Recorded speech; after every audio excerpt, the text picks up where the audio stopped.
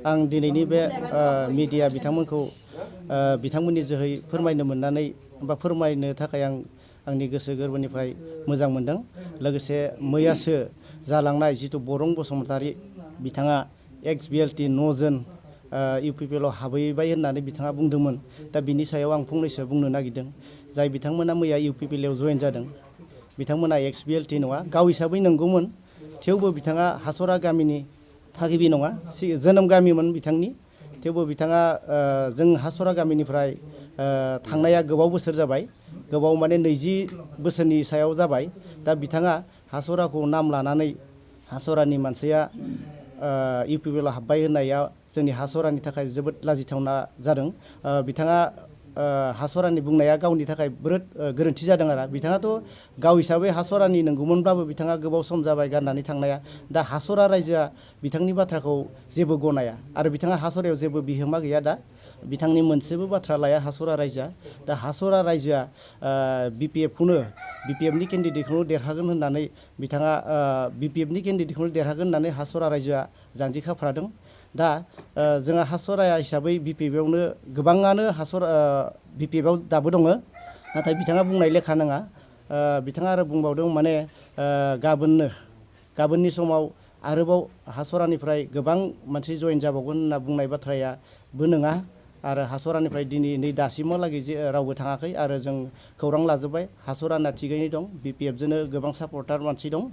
दा हासरा हिसाबै जोङो गोबां भट हरनानै बिपिएफनि बिजाथि शंकर बसुमतारी बिथां सारखौ देरहाहोनायनि थाखाय बयबो जान्जि खाफ्रादों। दा जोङो माने ओरैबायदि सानदों बिथांनि बुंनायाव, बिथाङा सासे माने मिसलिया खोथा राव बुंदों आरो। बिथाङा बिपिएफनि गोबां सम मावबोदोंमोन नंगौ पार्टि हिसाबै, नाथाय बिथाङा गासै समावनो बिथाङा गोरोन्थि मावबोबाय थादों आरो पानिशमेन्टबो मोनबोबाय थादों। दा बिथाङा गावनि गोबां गोरोन्थिनि थाखाय जोंनि बिपिएफनि मानसिया बिथांखौ जेबो माबा होआखै, बिनिखायनो बिथाङा हारसिङैनो गुगालांदों। दा बिथां गुगालांनायाव जोंहा हासराया जेबो खहा जानाय नङा आरो बिपिएफ हिसाबै जोंहा थिगैनो दं हासरा गामिया। दा बेखिनिखौनो बुंनानै आङो नोंथांमोननि जोहै फोरमायनो मोनना जोबोद गोजोननाय मोनबाय। जिथु थारमाने इउपिपिएल आव जिथु थांबाय, बिथाङा बुंदों जे बियो हासरानिनो आङो होननानै बुंदों। नाथाय बिथाङा हासरायाव गैयैया दिनै 20 बोसोरानो जाबाय। जों बिथांखौ हासरानि होननानै दा साननानै लाजाया, मानो होनबा बिथाङा हासरायाव खुनु भटारनि माने मोनथाय खुनु माबा गैया। दा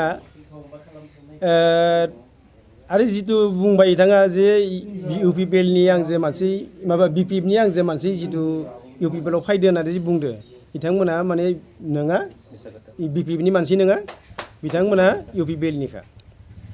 आरो बिथांखौ जों जिथु बुजिदो, जिथु नुदो, बिथांनि साननाया जोबोद थौले।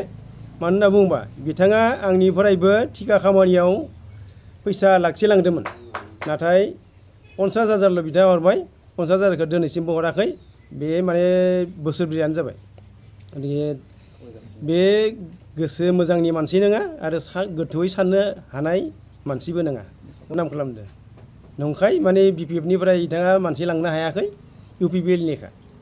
बेखौ जों आरो गोबां मा बाथ्रा बुंनो, बेखिनिखौनो मोनसे जोंहा बेहाय नोंथांमोनखौ लिंहरनाय उद्देश्यआ जाबाय, थांनाय मैया 2 तारिखआव जोंहा बड'लेण्ड बुब्लि नोंथांमोनखौ जों लिंहरनाय उद्देश्यआ जाबाय, बुंनायनि सिगां नोंथांमोनखौ जों बरायग्रोनाय जाबाय। दा जों बेहाय मोनथाम खाखानिबो गारजेन समाज ज' जादों। जों दा बेखौनो नोंथांमोननि सिगाङाव फोरमायनो नागिरदों जे मा खारनाव जों माने बेहाय जथुमनाय जाखो। बे बाथ्राखौ नोंथांमोननो जों फोरमायदों जे थांनाय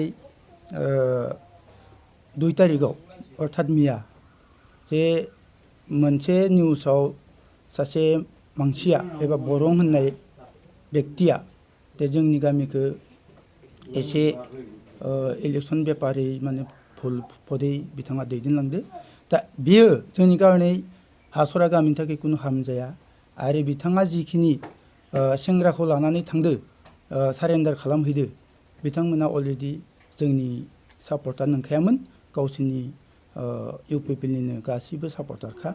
आरो बिथाङा गावबो बरं हिसाबै आगुआव जोंनि बिपिएफ हान्जायाव दंमोन नाथाय मा कारनाव बिथाङा बेनिफ्राय दोरोदलांदो नाथाय जों बेखौ जोङो बांद्राय गोथौयै जों साननो नागिराखै गावनि खोथासै बियो अब्लाबो जोंनि बे हासरा मोनथाम खाखाया एबा 3 नम्बरा जे कुनु पयथे जोंहा बिपिएफ दलनिफ्राय हिफाल हिफाल जाया आरो जाखानायबो नङा आरो बिथाङा दिनै जोंनि समाजनिफ्राय 2000 सननिफ्रायनो बिथाङा 2022 सनालागै अन्तत बिथाङा आउट अफ स्टेसन आरो बिथाङा बेजोंनो हाबा जाना रायजो जाना दं आरो दिनै बिथाङा जोंनि बे मोननै सेन्टाराव बिथाङा भटार्सबो नङा आरो बिथाङा होनायनि कुनु राइटबो गैया जिथुके भटार्सआ नंखाया ओंखायनो जोङो बिथांनि रिप्लाइखौ होनो थाखाय आरो जोङो दिनै नोंथांमोनखौ बरायनानै लाबोनाया बेखिनियानो आरो लोगोसे बिथाङा जिखिनि जों गामिनिफ्राय 320 भटार्स जों बोख्लानो हागोन एबा बुंदो बे गावनि खुगाजों नाथाय बेफोर मिसा खोथा आरो जानाया आरो जोंहा जिखिनि दं जों खौसेयैनो दं आरो बिथांनि थांनाय जिखिनि लांनाय सुबुंफोर बिथांमोना अलरेडि माजाबारि सिटनिखा गामि हिसाबै नंगौ खिन्थु बिथांमोना माजाबारि सिटआवसो भट होयो जोंनि बे सिटआव भट होआ ओंखायनो जोङो जोंहा कुनु साननाय गैया आरो जाहाथे बिथाङा जादि मोजां पदआव एबा मोजां प्लेसाव एबा जोंनि माबायाव जुदि फैफिननो नागिरो गाव कर'ना गथा जाबा गावनि खोथा खिन्थु जायाबा गावनि खोथासै जों बेफोरखौबो लुबैला जितिखौ थांनाय मानसिखौ जोङो बरायनो लुबैया बिथाङा माब्लाबाबो जोंनि गेजेराव गुलु गुजु खालामनो हाया आं बेखौनो रायजोनि जानानै बड'लेण्ड बुब्लिनि सिगाङाव आं खाथां खोथाखौ बुंबाय आरो रोखा रोखा आरो जोंहा बे दोलोआ कुनु खहा जाया बिपिएफ दोलोआ कुनु पयथे खहा जाया आरो आं बेखिनिखौनो नोंथांमोननि सिगाङाव सुंद' बिबुंथिखौ रायजोनि जानानै मोनथाम खाखानि जानानै गार्जेन समाजखौ लानानै आं दिनै फोरमायबाय नोंथांमोना जाहाथे बेखौ मोजां बे इउपिपिएलनि जानानै खोथा बुंदो इउपिपिएलआव आं माखासे लांगोन जिहेतुके इउपिपिएलआवनो जयेन जाहैबाय नालाय गावबो लोगोसे बिथाङा इउपिपिएलनि जानानैनो दोलोआव इउपिपिएलनि दोलोआव हाबैदों हाबैनानै माखासे गथ'खौ रन'खौ कल खालामनानै माबा मोनसे लुफि होदो जानो हागौ ओंखायनो गथ'फोरा जाहाथे बिदि नङामोनब्लाबो जोंजों फैनो गोनां बिथांमोना सानलायदोंमोन नाथाय खिन्थु बिथांमोना आगुनो इउपिपिएलखा अब्लाबो जोंजों फैनायनि मोनसे लाहार फाहारा जाखाबायमोन दा बिथांमोना निस्सय बिथांनि भुल गाइडआव थांबाय ओंखायनो जोङो बाजाला अरजाला खिन्थु हासरा बे भट सेन्टार मोननाया कुनु पयथे गोरोन्थि जाया आरो कुनु गुलु गुजु जाया आं बेखौ दिनै इउपिपिएलआव हाया हासरानिखौ मानो होनबा बिथांमोना जि थांदों